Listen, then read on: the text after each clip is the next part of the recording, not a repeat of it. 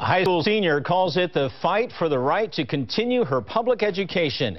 KTV's Jade Hernandez is live in Berkeley, where the group supporting her followed up a sit-in they had just a few days ago. Jade.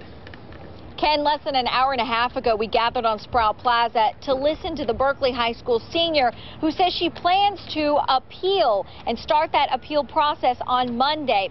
And she's doing that because she wants to gain admission to her dream school right here at UC Berkeley.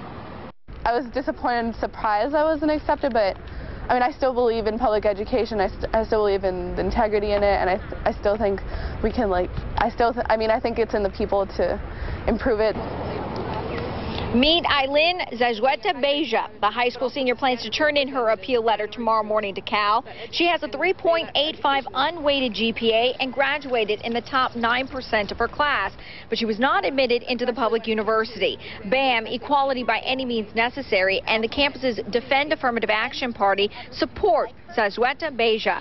Both groups held a rally and sit-in on Friday. Members want to double Black, Latina, Latino, Native American, and other underrepresented minority student enrollment at UC Berkeley. They say when a student overcomes Spanish as a first language, like Eileen did, and puts him or herself at the front of their class and is denied entrance to a public university, other young students may get the wrong idea.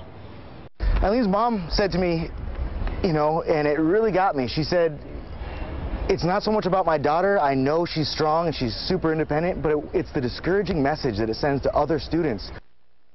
Now, BAM has already filed a lawsuit to end Prop 209, or the Anti-Affirmative Action Initiative. The group claims Latino students make up 50% of all California's public high school students, but only 12% of Cal's freshman class. We tried contacting the university today, but due to the holiday, we haven't had any luck.